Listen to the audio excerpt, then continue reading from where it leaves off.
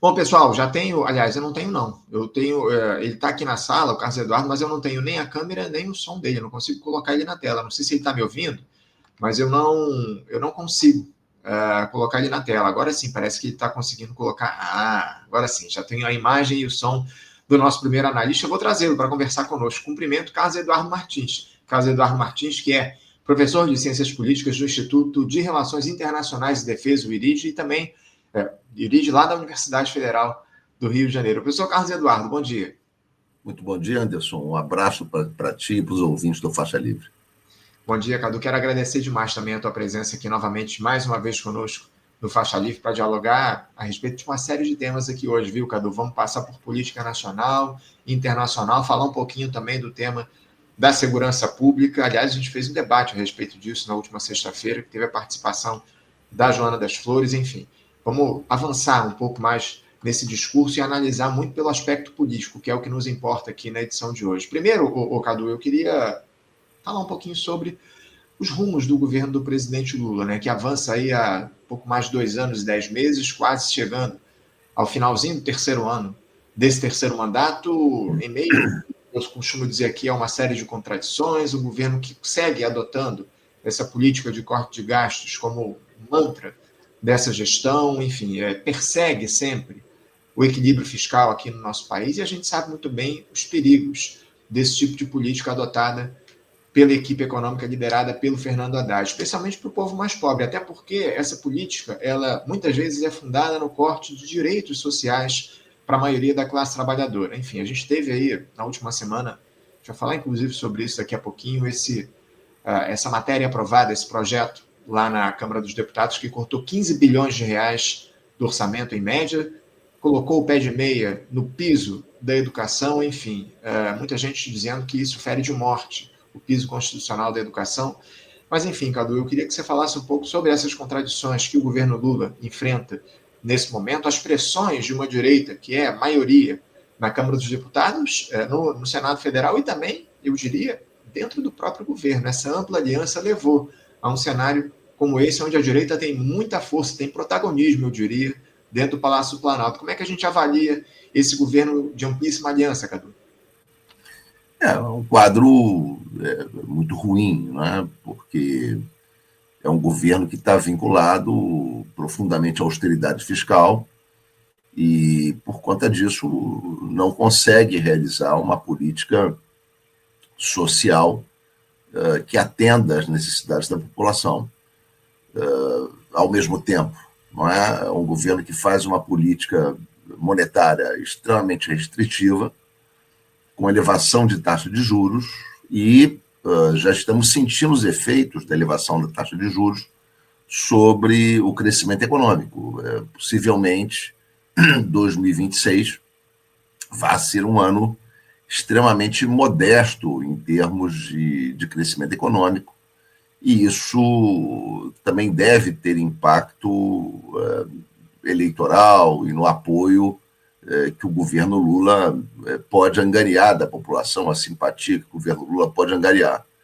Então, claro, tudo isso abre um flanco muito grande para a ofensiva da direita, e do ponto de vista ideológico, a situação é muito negativa, não é? Mesmo, enfim, que o Lula se reeleja, muito provavelmente a composição do Congresso vai continuar a ser muito negativa, se não pior ainda, da que está hoje representada no parlamento atualmente. Então, se a gente olhar, por exemplo, o desenho da eleição para senadores, para governadores, é um desenho muito negativo, não é? Então, tudo indica que a gente vai ter um Congresso novamente extremamente conservador, e isso tem que ver exatamente com uma postura de acomodação do governo Lula na ordem que está. É um governo que não pretende fazer nenhum desafio significativo à ordem neoliberal, um governo que se alia a oligarquias locais, predominantemente conservadoras, e com isso o cenário político vai ficando extremamente restritivo. Então, tudo isso abre efetivamente um espaço para que nós tenhamos uma direita ativa e que permanentemente fica assediando o governo, fica assediando, enfim, as precárias conquistas do campo progressista, com uma tentativa de controle do Estado, de retomada do controle do Estado, o que se manifesta em vários tipos de iniciativa. Né? A iniciativa que o Bolsonaro tomou de ameaçar a soberania nacional pela questão tarifária, e agora vemos a direita colocando em pauta a questão da segurança de forma espetacularizadora para buscar ganhar combustível para uma ofensiva política e ideológica em 2026. A gente, inclusive, vai falar um pouco mais a respeito disso daqui a pouquinho, essa situação envolvendo a segurança pública, talvez seja o tema do momento no país, depois dessa chacina que a gente teve aqui perto de casa, nos morros, nos complexos do Alemão e da Penha. Eu moro na zona norte do Rio de Janeiro, inclusive eu relatei isso aqui no programa, eu estava ouvindo no momento em que estava acontecendo a dita operação, os helicópteros sobrevoando aqui a região, os carros de polícia, as viaturas atravessando aqui a avenida a toda velocidade com as sirenes ligadas, enfim, cenário de horror. Mas, Cadu, antes da gente entrar nesse tema da segurança pública, especialmente o discurso que a esquerda adota em relação a isso, eu queria que você falasse um pouco a respeito do seguinte: essa amplíssima aliança que a gente tem instalada a partir desse governo do presidente Lula, de uma forma ou de outra, ela favorece o espaço político para a extrema-direita avançar, ou isso reduz a ação do bolsonarismo e dessa turma que representa os interesses mais conservadores na nossa sociedade? Porque o argumento que foi utilizado pelo Lula para construir essa aliança amplíssima foi justamente esse, tentar evitar o avanço da extrema-direita. Você acha que ele tem tido sucesso nesse intento, ou de uma forma ou de outra a extrema-direita tem perdido o espaço um pouco pelo fato de a justiça estar atuando na busca de punir os crimes cometidos ao longo do mandato do Jair Bolsonaro? Olha, eu acho que a aliança que o Lula busca estabelecer é extremamente ambígua. De um lado, né, ao incorporar a agenda neoliberal para, enfim, o seu governo, o Lula ele incorpora uma parte da agenda da extrema-direita, incorpora boa parte da agenda econômica da extrema-direita, e com isso esvazia um confronto mais direto com esse segmento. Mas, por outro lado, a gente sabe que as decepções causadas por essa agenda na população são exatamente o que esvazia a popularidade do governo Lula e alimenta uma busca de alternativa, não é, ao seu programa. E a extrema-direita apresenta não apenas uma agenda neoliberal do ponto de vista econômico, mas uma agenda política, não é? Uma agenda política de buscar um controle mais estrito do Estado, uma agenda política de enfrentamento mais violento da questão social, e essa agenda da extrema-direita ela acaba sendo retroalimentada pelo esvaziamento do governo Lula, que não alcança certas expectativas de reforma social que a população espera de um governo mais popular. Então, essa estratégia de aproximação com a austeridade que o governo Lula estabelece, no prazo mais imediato, não é, no curto prazo, ela pode até, digamos assim, respaldar Lula num processo eleitoral, mas a médio e longo prazo, evidentemente, esvazia, porque sabemos, não é, que a austeridade é um dos combustíveis do fascismo. O fascismo se nutre exatamente das decepções populares com os governos progressistas e que estão vinculadas exatamente, em grande parte, a essas políticas de austeridade, para lançarem um discurso radical, um discurso de ódio que se vincula a uma ampla frustração social. Então, se trata de uma posição ambígua. De um lado, o governo Lula quer se vincular, em parte, a forças da ordem, a forças do grande capital, incorporando parcialmente sua agenda.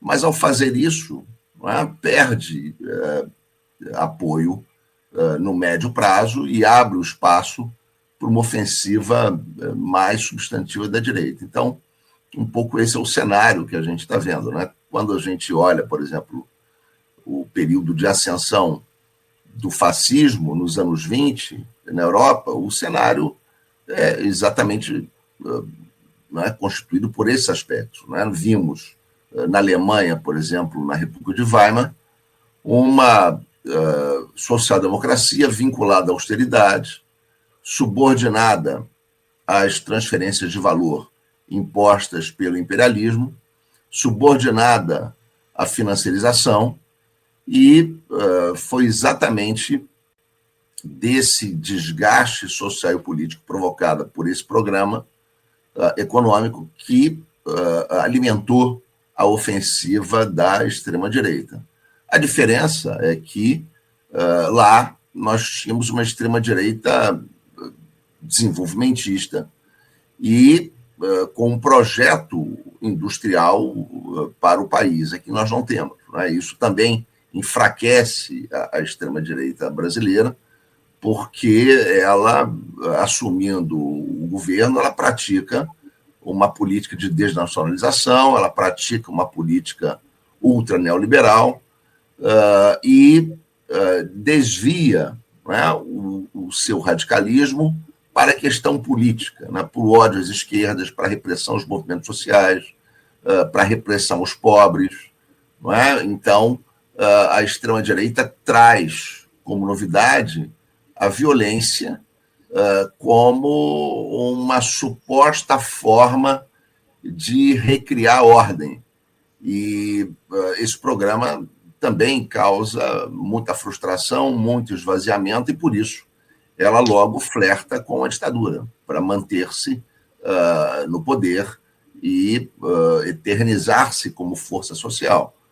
Então, o desgaste da extrema-direita pela via democrática, com esse programa neoliberal e desnacionalizante que ela apresenta, é enorme, e ela vai tentar criar mecanismos ditatoriais mais ou menos abertos para permanecer. O que nós vimos aqui na tentativa de golpe, de 8 de janeiro, replicando o que houve nos Estados Unidos com Trump. Então, mais ou menos esse é o quadro. Agora, a adoção das políticas neoliberais pelo governo Lula debilita a sua base social, debilita os setores que podem impulsionar uma ofensiva ideológica contra a submissão da nossa população a um panorama ideológico que não permite ela se organizar em torno de pautas progressistas. E, então, essa orientação política do governo Lula nos mantém subordinados à direita e impede a nossa população de fazer boas escolhas eleitorais, de fazer escolhas por agendas que desafiem o domínio do grande capital no país. Cadu, eu queria explorar um pouco mais algo que você citou agora ao longo dessa tua última resposta, que diz respeito à ideia do desenvolvimentismo aqui no Brasil, porque o que a gente percebe ao longo das últimas décadas é um parque industrial praticamente estagnado no Brasil. Esse novo Indústria Brasil, que foi lançado pelo governo Lula, ainda não tem produzido grandes resultados. Enfim, o fato é que a nossa indústria está estagnada, para dizer o mínimo, e o Brasil segue como um fazendão do mundo. Essa é a conclusão que a gente chega a partir da observação dos números, dos dados e, inclusive, dos diálogos, das negociações que o governo faz em relação aos grandes atores no mundo. Digo, Donald Trump nos Estados Unidos, também o Xi Jinping, essa tentativa do Brasil de vender o agro como a solução para o desenvolvimento nacional. Eu queria que você falasse um pouco a respeito disso. Até quando a gente vai ficar fadado a ser o fazendão do mundo? Você vê alguma possibilidade do Brasil desenvolver um parque industrial, especialmente no setor de tecnologia, que é praticamente inexistente aqui no nosso país e talvez seja o grande vetor de crescimento das grandes potências? Como é que você avalia esse cenário do Brasil exportando produtos agrícolas, primarizando cada vez mais a sua economia e, ao que tudo indica, inclusive, até entregando aí as terras raras? Seria uma situação, seria uma fronteira importante para o Brasil crescer aos Estados Unidos? Enfim, como é que você avalia esse projeto de desenvolvimento nacional que está objetivamente marcado pelo agronegócio? Eu acho que os governos petistas eles estão muito marcados por uma vinculação aos grandes bancos nacionais. É um governo que faz efetivamente uma política de financiarização, de transferência de renda para os especuladores financeiros, para os rentistas. Nós estamos aí pagando mais de R$1 trilhão em juros, aproximadamente 10% do PIB em juros, e evidentemente que isso é um limite para alavancar qualquer projeto de desenvolvimento. Nós estamos num período da conjuntura internacional onde claramente o neoliberalismo perdeu os seus suportes de expansão como força global. O neoliberalismo perdeu o suporte da expansão do comércio internacional. O comércio internacional não se expande mais como se expandiu na década de 90 e na primeira década do século XXI. Ele apresentou uma queda na sua força, sobretudo a partir de meados dos anos 10, com fortes efeitos sobre a América Latina, e também o neoliberalismo perdeu o suporte dos fluxos internacionais de capitais, que chegaram ao auge em 2015 e depois não se recuperaram mais. Tudo isso impactou muito a América Latina, que, como região, no seu conjunto, perdeu grande parte da sua capacidade de crescimento. Então, nesse contexto, evidentemente que tem que haver um giro para o Estado, é o Estado que tem que alavancar o crescimento. Se você não tem mais o suporte de expansão do mercado mundial e não tem mais o suporte de expansão dos fluxos internacionais de capitais, o Estado tem que exercer esse papel alavancador da economia e, para isso, o Estado não pode estar travado na financiarização, não pode estar travado na dívida pública. Há um setor de serviços a ser desenvolvido nos países da América Latina, no Brasil, onde o Estado tem um papel fundamental. Por exemplo, no campo da saúde. A saúde é hoje quem puxa no mundo a expansão do setor de serviços. E é muito evidente, não é, que um projeto de saúde para a população brasileira tem que passar pelo Estado, não vai poder passar pelos planos de saúde. O setor privado, no campo da saúde, ele é incapaz de oferecer uma alternativa para as grandes maiorias da população. Então, evidentemente que isso exige liberação de recursos, não é, para o uso nos serviços sociais. A posição do Brasil no campo da ciência e tecnologia também depende fortemente de uma atuação estatal. O Brasil é um país que tem gastos em pesquisa e desenvolvimento hoje que são os mesmos em relação ao PIB que ele tinha no início da década de 80. O Brasil gasta aí 1,1% em pesquisa e desenvolvimento. como próximo a 3%. Houve uma expansão no mundo dos gastos em pesquisa e desenvolvimento que aproxima o mundo aí próximo dos 3%. Então, essa agenda da financiarização não serve ao país. Este ano, por exemplo, de 2026, se prevê um orçamento para as universidades públicas que é mais ou menos metade do que foi em 2014. Então, claro que não há nenhuma saída por aí. Não é? De um lado, você tem os governos petistas amarrados à financiarização, a mesma financiarização que afundou o PSDB. Não é? Os governos petistas não foram tão generosos com os grandes bancos quanto os tucanos, mas são mais generosos com os bancos do que a extrema-direita. E, de outro lado, você tem uma extrema-direita, essa sim, tem um programa de converter o nosso padrão de acumulação, de deslocar o nosso padrão de acumulação para o extrativismo, para o agronegócio, violando qualquer limitação ambiental, qualquer princípio de defesa da ecologia.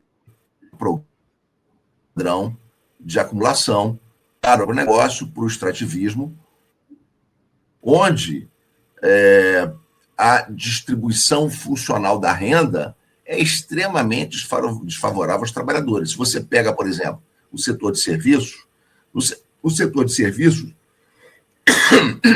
serviços, cerca de 70% do produto é distribuído ao trabalho. Na manufatura, cerca de 50% do produto é distribuído ao trabalho. No extrativismo, no agronegócio, é mais ou menos 20%.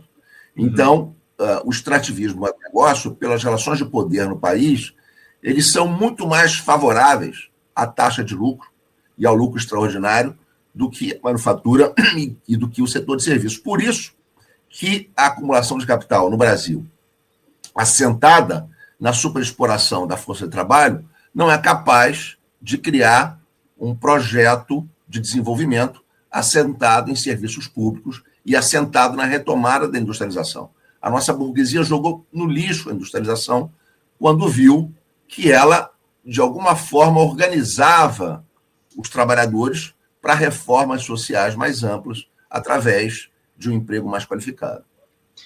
Cadu, a gente teve algumas interrupções aqui ao longo da tua fala, a tua conexão deu umas travadas, mas a gente conseguiu entender a íntegra do que você trouxe aqui para a gente. Eu só quero pedir aqui aos nossos espectadores para continuarem mandando suas participações, mensagens, agradecer aqui o super sticker enviado pelo perfil Fauzi Achoa. Obrigado, viu, camarada, pelo apoio aqui ao nosso programa. Continuem apoiando, mandando seus superchats também, com perguntas, questionamentos para o Carlos Eduardo, super stickers. É muito importante esse apoio que vocês nos dão aqui no Faixa Livre. Vou ler algumas mensagens que estou mandando aqui, o Carlos. A Isabel Cristina dizendo aqui o seguinte: Bolsonaro e bolsonaristas, nazistas, cancerígenos, esgoto do Brasil. E o Pedro Miguel dizendo: a política institucional no capitalismo tem essa tendência de facilitar a eleição dos representantes da classe burguesa dominante e dificultar a classe proletária dominada. Obrigado, viu, Pedro, também pela tua mensagem aqui para a gente. Cadu, eu já vou entrar nesse tema relacionado ao massacre que a gente teve aqui no Rio de Janeiro na última semana. Uma chacina construída pela gestão do Cláudio Castro, mas que teve a complacência, eu diria, do governo federal, que se uniu ao governador do Rio de Janeiro para instalar um escritório emergencial de combate ao crime organizado. Isso foi feito na última semana, depois de uma reunião do ministro da Justiça e Segurança Pública, Ricardo Lewandowski, com a cúpula da segurança aqui no Rio de Janeiro, inclusive o próprio governador Cláudio Castro. Aliás, a coletiva que o Lewandowski deu na última semana aqui foi absolutamente lamentável. Não sei se você assistiu, mas enfim, um negócio, um horror. Além disso, o Cadu, o Lula está enviando para o Congresso Nacional, em regime de urgência, um projeto que aumenta as penas para integrantes de facções criminosas, em especial as suas lideranças. A direita quer criar a ideia de que as facções são organizações terroristas em um discurso fundamentalmente eleitoreiro, pelo menos para mim isso está claro. Esse foi o cálculo feito pelo Cláudio Castro ao autorizar essa operação. Mudar o foco do debate público diante dessa perda recente de espaço da extrema-direita com as negociações ali entre o Lula e o Donald Trump avançando, enfim, os tropeços aí do Eduardo Bolsonaro, dessa turma. Eles tentaram mudar o foco da discussão e, obviamente, conseguiram, a partir do que a gente viu aqui no Rio de Janeiro. Carlos Eduardo, primeiro, como é que se avalia essa iniciativa do governador do Rio de Janeiro de, mais uma vez, empreender uma ação em um conjunto de favelas aqui no Rio de Janeiro, uma ação que nem de longe vai eliminar, se quer reduzir a força do Comando Vermelho, vai afetar diretamente o crime organizado aqui no nosso estado? Como é que se avalia a operação em si?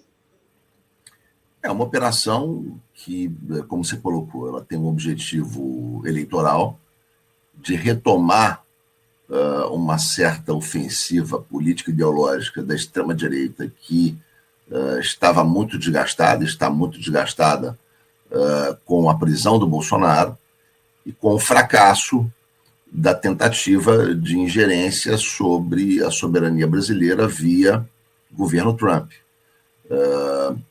Sobretudo, não é, vinculada a essa agenda das tarifas. Essa agenda das tarifas aparentemente fracassou.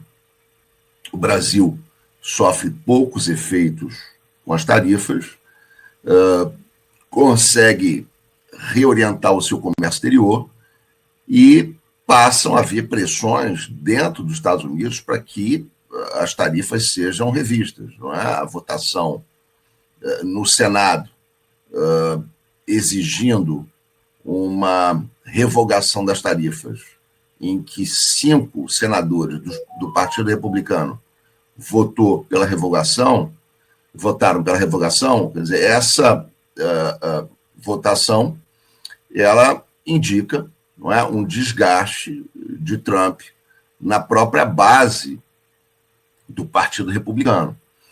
Então, diante desse cenário, a extrema-direita manobra e busca criar uma outra agenda de ameaça à soberania nacional e de recuperação do seu prestígio eleitoral, que é a agenda Bukele e a agenda de tentar, não é, chamar as organizações criminosas brasileiras vinculadas ao narcotráfico de organizações terroristas. Não é? E, para isso, faz uma ação com sinais, não é? Mais do que sinais, né? Com dimensões de espetacularização evidentes para ganhar a atenção da mídia nacional e internacional. Né? Então, se trata de colocar a questão da segurança, não é, em primeiro lugar, e colocar a ideia, não é, de que o Estado deve intervir violentamente, não é, contra os grupos criminosos e apontar ainda, não é, que talvez o Estado brasileiro não seja capaz de enfrentar sozinho esses grupos criminosos, criando, então, essa nomenclatura de narcoterroristas para estimular ou convidar a uma intervenção norte-americana. Né? Nós estamos vendo aqui, nesse momento, os porta-aviões norte-americanos aqui na costa da Venezuela, no Caribe, ameaçando Maduro com uma intervenção, tomando, não é, como pretexto justamente uma possível vinculação de Maduro ao narcotráfico. Há também uma ameaça de intervenção sobre a Colômbia. Então, se faz um flerte com essa intervenção do Trump sobre a América do Sul. Não é? O Trump está deslocando tropas da Europa para o hemisfério ocidental, retirou agora um número significativo de militares da Romênia, não é? E está realocando esses militares no hemisfério ocidental. Então, é um convite, não é, a essa intervenção imperialista. Então, ao invés de fazer a intervenção pela via da tarifa, né, se pretende ameaçar a soberania nacional brasileira pela via de um suposto narcoterrorismo que estaria colocando o Estado brasileiro como um Estado falido.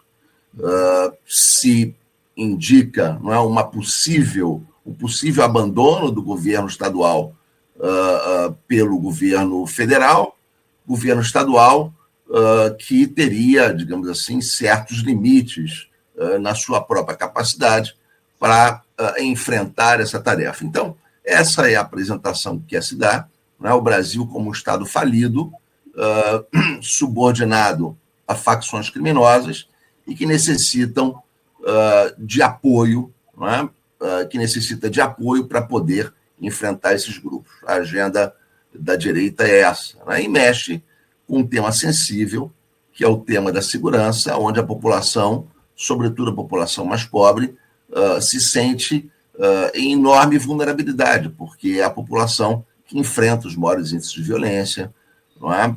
No seu cotidiano.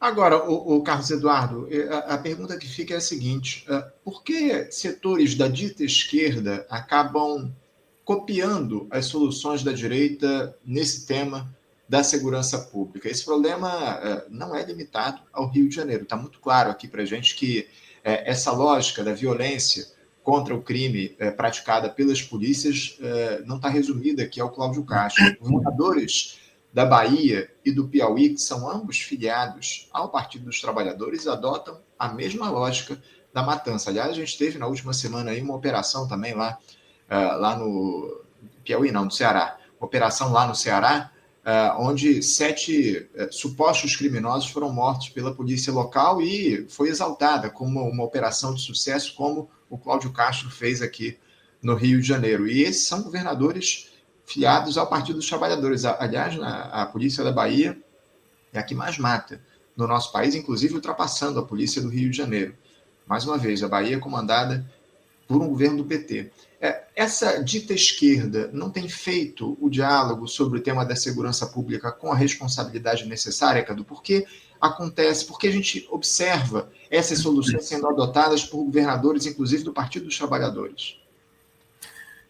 Porque é um tema que dá dividendos eleitorais, sobretudo quando enfrenta uma população desorganizada, sem a noção necessária de defesa dos direitos humanos. Não é? Então, é uma população que convive no seu cotidiano com, enfim, não é, de fato, ameaça, não é, de grupos criminosos organizados, que convive também com a ameaça da violência policial, e é uma população que, de certa maneira, não é, se sente protegida com a presença do Estado através de um emprego mais violento, não é, das suas ações.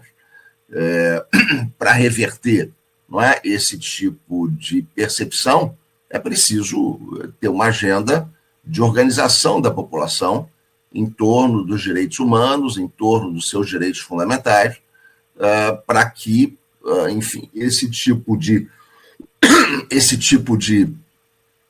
projeto, não é, eleitoral não tenha o sucesso, não é, que vem apresentando nesses contextos de extrema desorganização popular.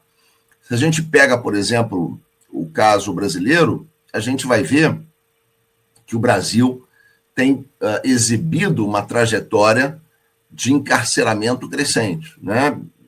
Se a gente pega, por exemplo, 1990 como parâmetro, o que a gente vai ver de 1990 para cá? A gente vai ver que de 1990 para cá houve um crescimento do encarceramento da ordem de 900% no país, enquanto que a população aumentou apenas 40%. Então, é evidente, né, que o Brasil tem exibido aí uma política de encarceramento crescente da sua população.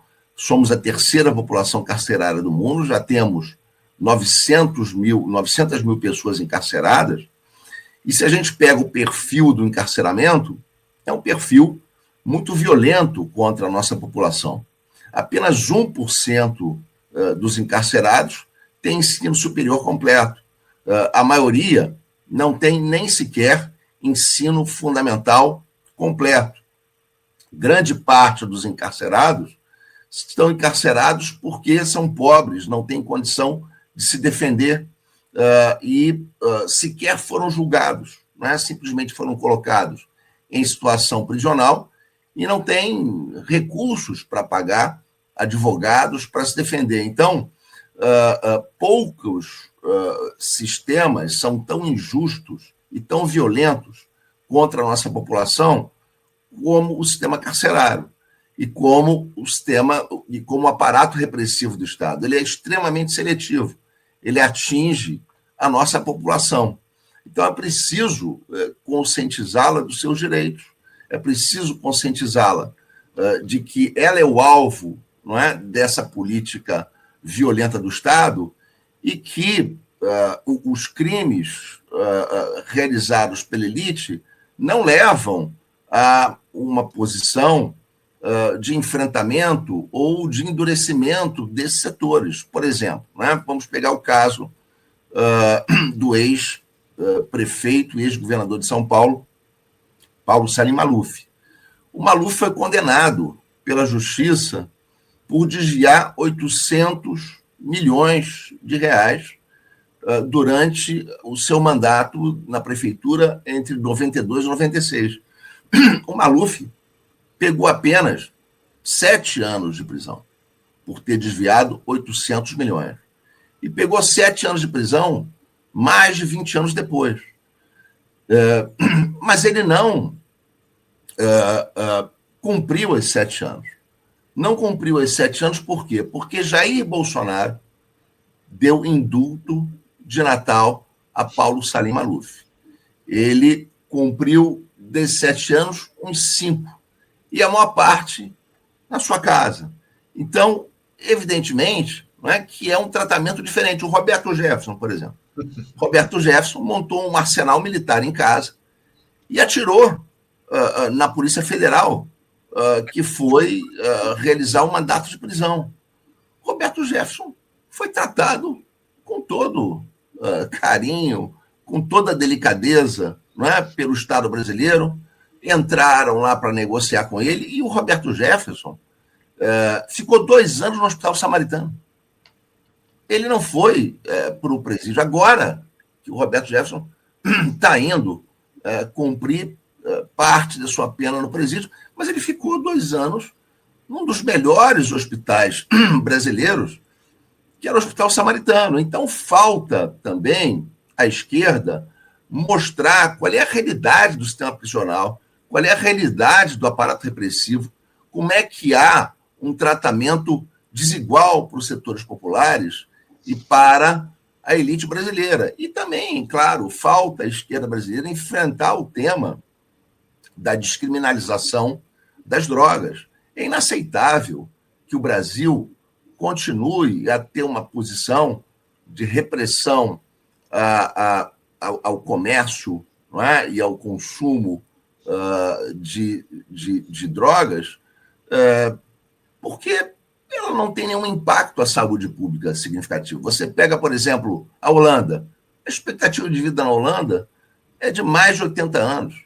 Você pega a expectativa de vida no Uruguai, é maior do que a nossa. Então, não há nenhuma razão de saúde pública para que haja essa política de criminalização ao consumo de drogas e boa parte, não é, da ação das facções criminosas tem a ver com o comércio e a distribuição de drogas.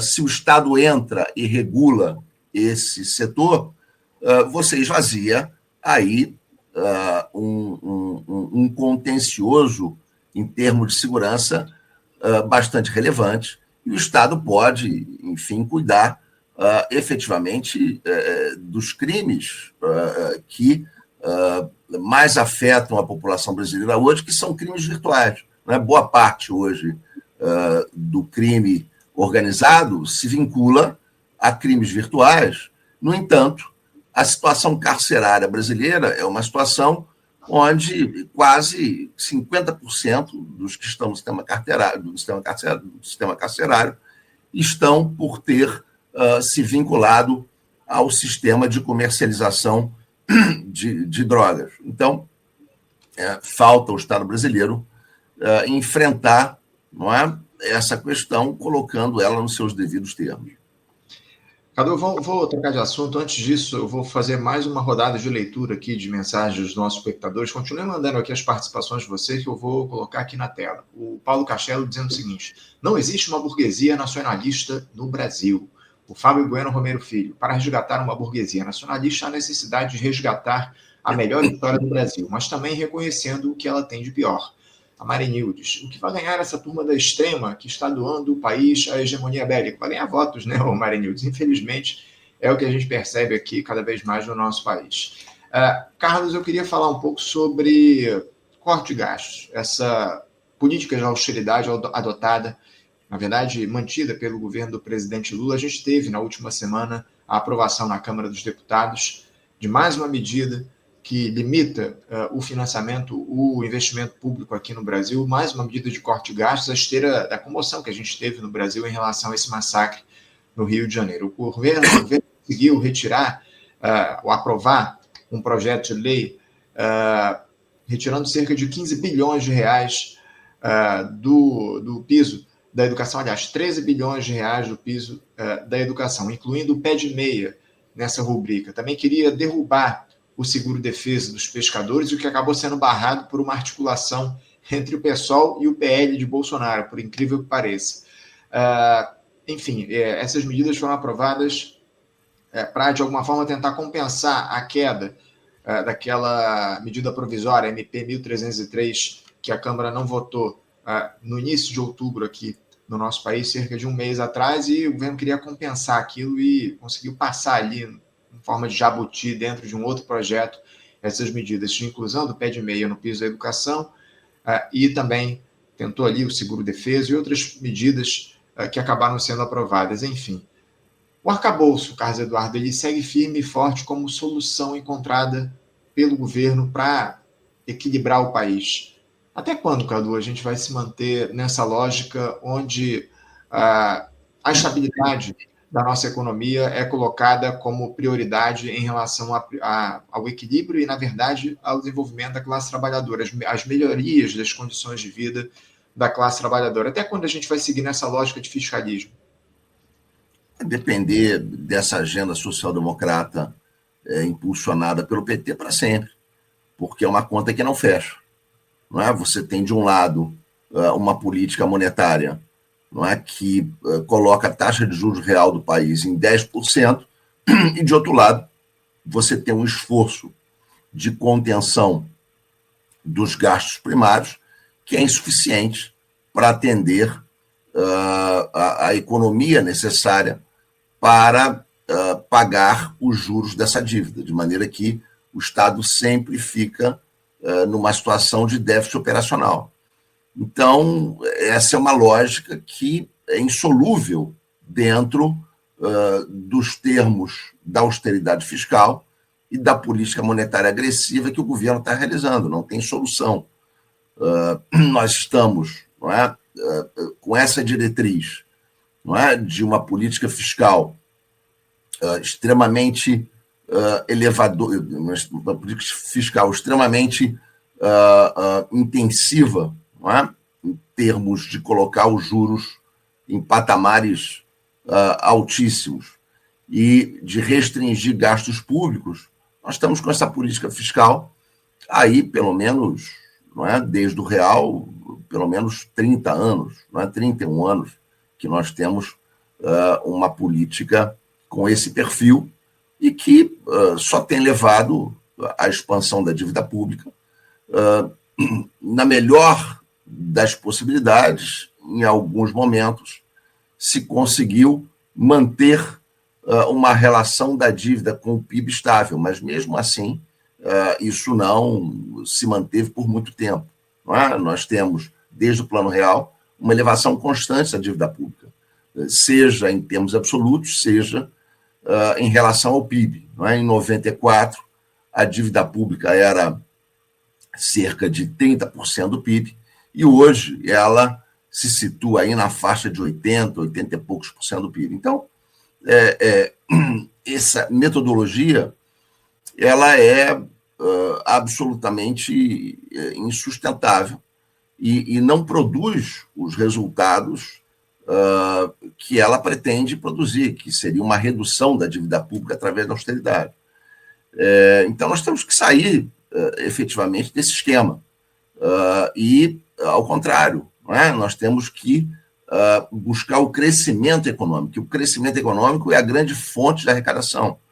E a dívida pública ela só é um problema efetivo quando ela está remunerada por taxa de juros altamente expressivas, como é o nosso caso. Então, o que deve se fazer é uma política de expansão do gasto público, porque o gasto público que vai gerar o crescimento econômico, e temos que ter, não é, uma política de redução de juros. Se a gente pega, por exemplo, os Estados Unidos, quando fizeram uma política de crescimento econômico, de plena ocupação das forças produtivas, uma política onde a taxa de desemprego era o grande objetivo do Banco Central, manter a taxa de desemprego em desemprego mínimo, não é? De 2%, 3%, o desemprego friccional. Quando os Estados Unidos buscou, pelo Banco Central, essa taxa de desemprego friccional, a dívida pública caiu. Não é? Os Estados Unidos entra no pós-guerra com uma dívida pública equivalente a 120% do PIB e termina os anos 70 com uma dívida pública equivalente a 33% do PIB. Houve um decrescimento imenso. Quando os Estados Unidos parte para uma política de taxa de juros agressiva, é que a sua dívida pública começa a crescer de maneira sistemática, salta de 33% para os 120% do PIB em que está hoje. O Brasil tem a mesma trajetória, com a diferença que tem uma moeda fraca, não é? Uma moeda internacional fraca, porque não é uma moeda mundial, não é uma moeda que tem grande peso nas transações correntes internacionais. Então, nós temos que romper simplesmente com a austeridade fiscal, nós temos que romper com o rentismo para que nós possamos, inclusive, diminuir a dívida pública, porque a dívida pública só vai diminuir através do crescimento econômico e através da redução das taxas de juros. E tudo isso exige outra política monetária e outro tipo de política fiscal. Você tem que gastar mais para arrecadar mais e, portanto, diminuir o déficit público. Há essa necessidade, de fato, premente, né, Carlos Eduardo, de se romper com o rentismo aqui no nosso país, mas não é o que a gente tem visto nem mesmo nas negociações externas do presidente Lula. Eu me refiro, obviamente, a essa situação envolvendo o Donald Trump, presidente dos Estados Unidos. O chefe do executivo tem exaltado muito essa negociação por parte do governo brasileiro, enfim, tem falado a respeito disso, conseguiu fazer o diálogo com o Trump em um cenário onde a gente está em ampla desvantagem, né, Carlos Eduardo? Ainda mais depois que o Trump acertou os ponteiros lá com a China, com o Xi Jinping, recentemente, na última semana. Enfim, isso deve afetar ainda mais as nossas exportações, especialmente de soja, para os Estados Unidos. Eu queria que você falasse um pouco a respeito disso.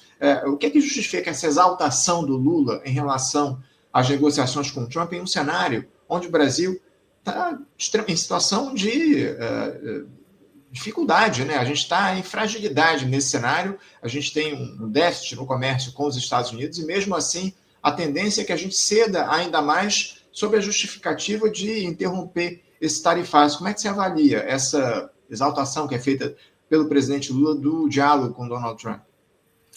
Isso tem a ver com a força do setor de exportadores junto a esse governo e com uma política externa do governo Lula que não rompe com a dependência e com os Estados Unidos como um centro de gravidade da atuação do Brasil nas relações internacionais.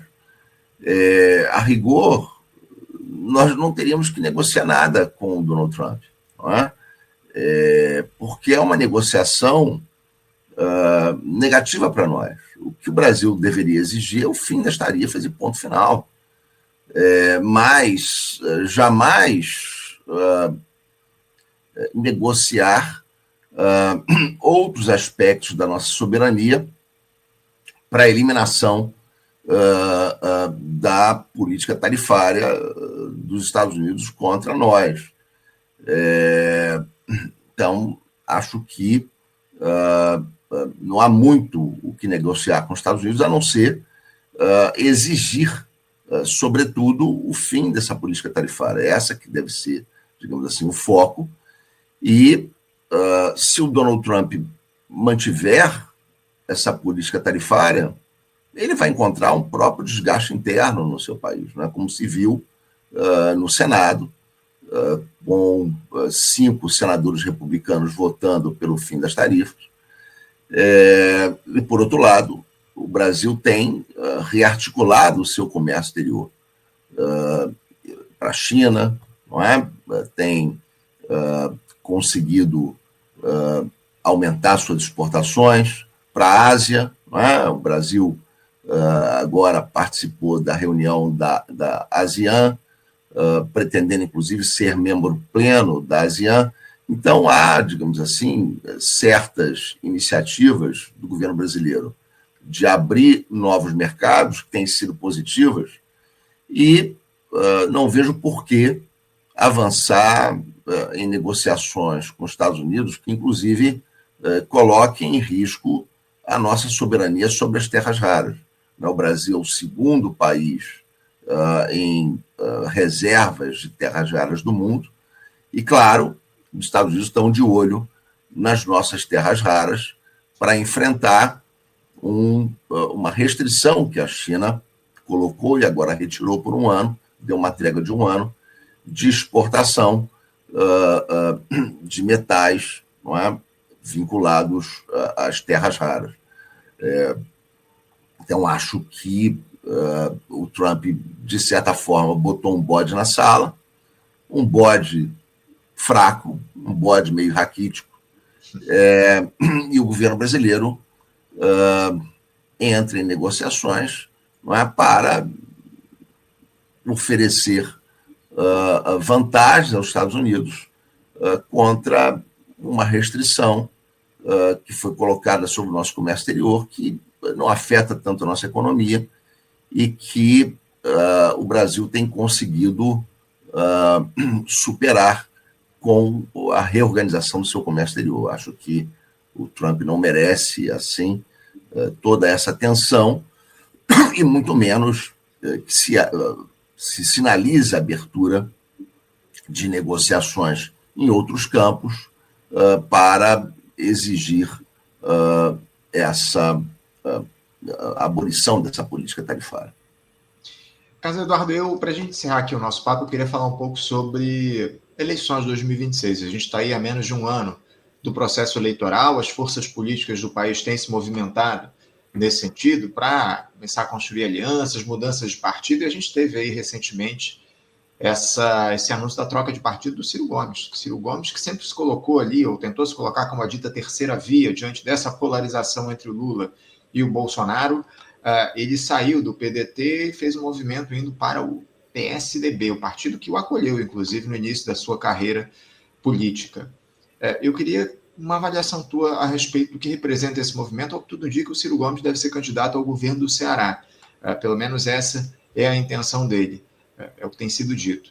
Como é que você avalia esse movimento que o Ciro Gomes faz e o que é que ele representa acima de tudo? Porque o PSDB é um partido em absoluta decadência já há alguns anos aqui no nosso país, e o Ciro Gomes tenta reconstruir, digamos assim, sua carreira política, ele que saiu do PDT por conta do fato do partido estar aliado ao governo Lula, fazer parte do governo. O Ciro é um crítico, quanto mais do chefe do executivo. Como é que você avalia esse movimento, especialmente a ida dele, a saída do PDT, ida para o PSDB? O que é que justifica esse movimento?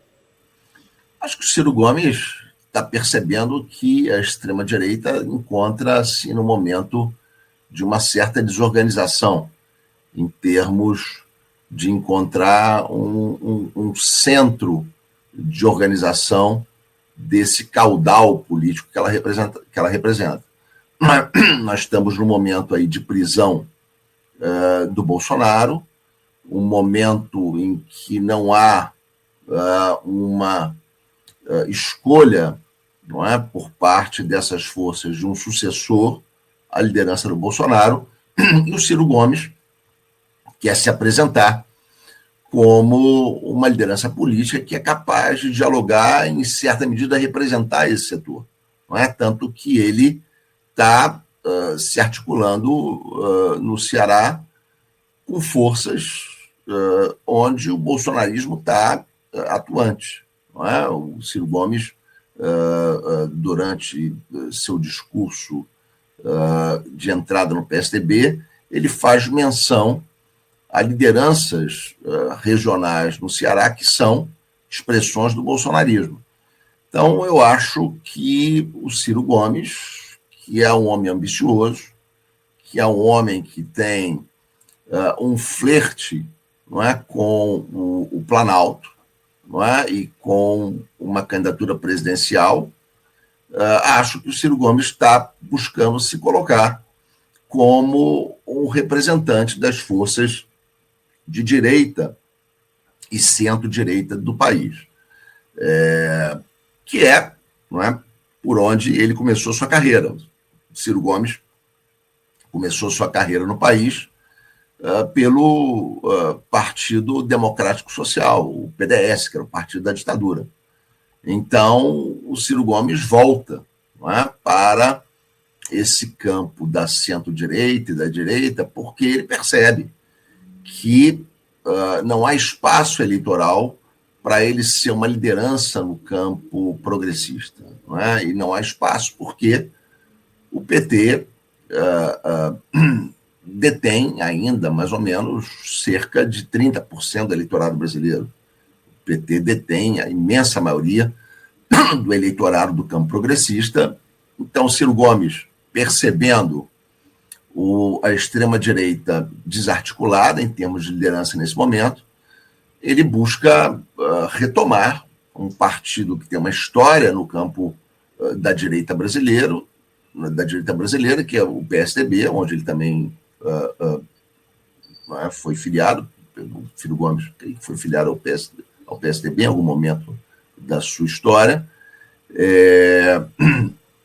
O Ciro Gomes volta, não é, a esse partido, tentando reconstruí-lo, né, um partido que tem um emblema forte na nossa história, mas tem uma realidade atual de muita atrofia, não é, muito rebaixamento. Então, Ciro Gomes, de certa forma, ele entra no PSDB para se lançar, aparentemente, para o governo do Ceará, mas talvez ele queira mais do que isso, não é, porque o PSDB fez aí um convite ao Michel Temer para se candidatar à presidência da República, e o Michel Temer não é, digamos assim, um candidato que possa oferecer as melhores possibilidades eleitorais ao PSDB, e parece que nem aceitou o convite. Então, o PSDB sinaliza que tem pretensões próprias ao Palácio do Planalto, mas não encontra ainda um candidato. E pode ser o próprio Ciro Gomes. Pode ser que o Ciro Gomes entre inicialmente se colocando como candidato ao governo do Ceará, mas sem descartar uma eventual candidatura ao Palácio do Planalto. Talvez o Ciro Gomes possa, nesse eleitorado de direita, extrema-direita, exibir, digamos assim, o seu estilo mais rude, sem perder eleitores, talvez até pelo contrário, talvez o seu estilo mais rude encontre nesse segmento uma aliança mais estável e uma maior profundidade em termos de conquista de eleitores.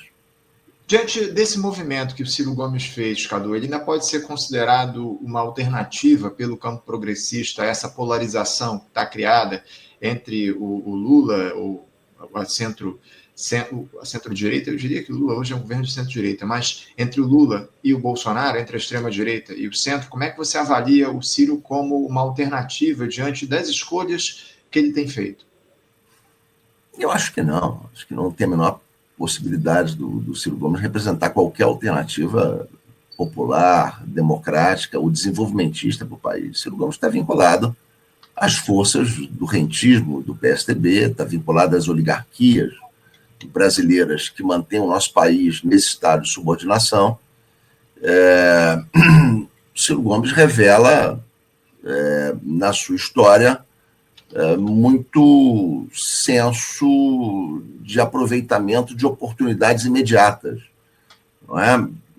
Muito mais do que uma coerência no médio e longo prazo. Ele vai adaptando o seu discurso às circunstâncias para alcançar certas posições que ele almeja. Não é? Não vejo no Ciro Gomes nenhuma coerência para apresentar qualquer projeto de desenvolvimento para o país, qualquer projeto que retome o protagonismo da indústria, qualquer projeto que possa organizar os setores populares para transformações sociais, não. Ciro Gomes é um homem das oligarquias brasileiras e um homem que apresenta uma certa flexibilidade para se vincular a forças emergentes. Então, quando o PDS fracassou, Ciro Gomes saiu do PDS, não é? E foi para o PMDB, depois para o PSDB, depois, quando o PSDB também ele não encontrou o espaço que queria, ele vai, não é, para o PPS, então ele vai, depois foi para o PDT, agora sai do PDT e volta para o PSDB. Então, Ciro Gomes fica nessa ciranda da fortuna imediata, buscando um amparo para fazer uma carreira política com maiores pretensões. Agora, o vínculo dele, não é, com um projeto orgânico de desenvolvimento e de afirmação da soberania popular do país parece mínimo, né, pela história que ele apresenta. O Demian Cunha diz aqui o seguinte: Lula não é um homem das oligarquias brasileiras? Também, né, o Demian? Por isso que a gente não considera ele como uma alternativa para um projeto efetivamente de esquerda no país. É claro que o Lula está ligado justamente a esses setores do neoliberalismo cada vez mais, e ele tem se mostrado isso a partir desse terceiro governo. Enfim, é uma situação muito triste. Sim, ele é um homem, digamos assim, da centro-direita, em certa medida das oligarquias, mas um setor específico das oligarquias, né? O Lula, ele representa uma tecnoburocracia sindical emergente, que quer ser, digamos assim, um setor das oligarquias brasileiras e quer dividir a gestão do Estado com o grande capital, sobretudo com o setor financeiro. Não é? Mas se trata, digamos assim, de um segmento que não é um segmento tradicional das oligarquias brasileiras, é um segmento que vem dos setores populares, mas que pretende se descolar das grandes massas e ser mais um setor das elites brasileiras, ser mais um setor das oligarquias brasileiras. Essa é a grande contradição que permeia o PT. Não é? O PT ele vem do movimento popular, mas cria e cristaliza uma tecnoburocracia que pretende se descolar dos grandes compromissos com a população brasileira para ser mais um segmento das oligarquias do país. Então, tem essa diferença de DNA e de trajetória. Carlos Eduardo Martins, quero agradecer a tua presença aqui mais uma vez com a gente. Obrigado por fazer esse papo, abrindo a semana aqui no Faixa Livre, já aproveitando para desejar uma boa semana de trabalho e deixando meu forte abraço. Obrigado a você, um forte abraço para ti e para os participantes do Faixa Livre. Obrigado, até a próxima. Conversamos aqui com Carlos Eduardo Martins. Carlos Eduardo Martins, que é professor de Ciências Políticas do Instituto de Relações Internacionais e Defesa, o IRID, da Universidade Federal do Rio de Janeiro, a UFRJ,